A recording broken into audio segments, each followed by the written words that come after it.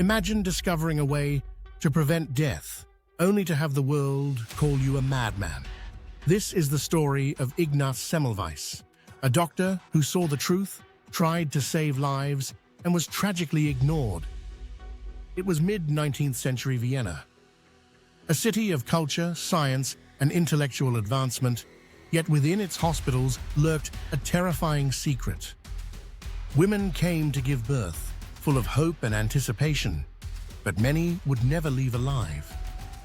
Amidst this tragedy, one young doctor began noticing patterns that no one else could see. His name was Ignaz Semmelweis.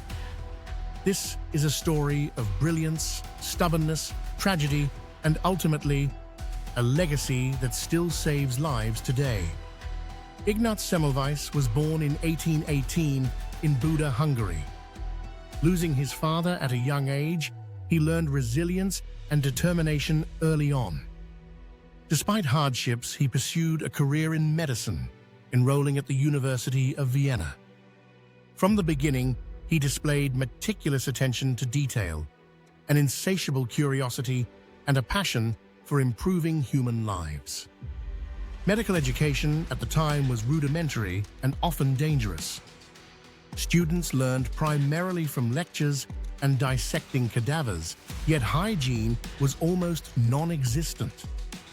Infection was considered a mystery, and death from childbed fever was tragically common. Mortality rates in some maternity wards exceeded 10%, leaving families devastated. Semmelweis immersed himself in anatomy and obstetrics, determined to understand not just the theory of medicine, but the practical reality of saving lives. His observations would soon lead him to a discovery that would shock the medical world. By 1844, Semmelweis began working at Vienna General Hospital, one of Europe's largest medical institutions. There, he was confronted by a horrifying pattern. Two maternity wards operated side by side, one staffed by midwives, the other by doctors and medical students. Mortality rates were drastically different. In the midwives' ward, most mothers survived childbirth. But in the doctor's ward, women were dying at staggering rates, sometimes as high as 10 to 15%. The difference was undeniable, yet the cause remained a mystery. Semmelweis meticulously tracked every case. He observed the daily routines of doctors and students and noticed a chilling pattern. After performing autopsies, many would move directly to the maternity ward to examine laboring women, often without washing their hands. He hypothesized that tiny, invisible cadaverous particles were being transferred, causing deadly infections. At a time before germ theory, this was a radical and almost unthinkable idea, that doctors themselves were responsible for the deaths of their patients. In 1847, Semmelweis decided to test his hypothesis.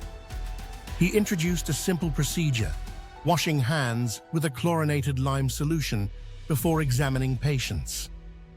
The results were dramatic. Mortality in the doctor's ward plummeted from over 10% to under 2% in just a few months. His meticulous documentation proved beyond doubt that hand hygiene could save lives. Yet despite clear evidence, Semmelweis faced resistance. Many senior doctors were offended by the idea that they themselves were killing patients. Others refused to change their routines, clinging to tradition and ego. Semmelweis' obsession with hygiene grew. He lectured tirelessly, wrote articles, and even demonstrated hand-washing procedures personally, but the medical community largely ignored him. Semmelweis also began studying patterns in other hospitals and cities, showing that his findings were universally applicable. He became increasingly frustrated as colleagues dismissed his work, even when presented with undeniable results. Semmelweis' efforts to promote hand hygiene met with hostility. Doctors saw him as obsessive, eccentric, even dangerous. His repeated criticism of those ignoring hygiene made him unpopular. Despite saving lives, Semmelweis became increasingly isolated. The social and cultural norms of the time contributed to his struggle. Admitting that doctors were inadvertently killing patients was a blow to professional pride. Ego, hierarchy, and fear of change created an environment in which Semmelweis's ideas could not flourish, no matter how effective they were. His mental health began to suffer. Friends and colleagues reported that he became withdrawn, angry, and obsessive. He spent long hours analyzing data, preparing lectures, and writing letters, desperate to convince the world of the truth. In 1865, after years of a struggle, Semmelweis was forcibly committed to an asylum. In a cruel twist of fate, he died shortly after, infected, most likely by the very disease he had dedicated his life to preventing. His death was a tragedy of irony and neglect.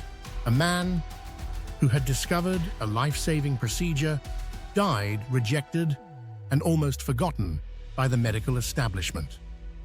It took decades for Semmelweis's discoveries to be fully recognized.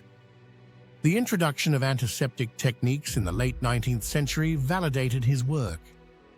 Today, every doctor washing their hands before surgery honors his legacy. Semmelweis is remembered as the savior of mothers. His story reminds us that revolutionary discoveries are often ignored at first, not because they are wrong, but because society is not ready to accept them.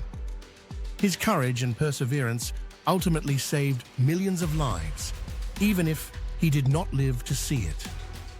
Hospitals worldwide now display plaques, statues, and memorials in his honor.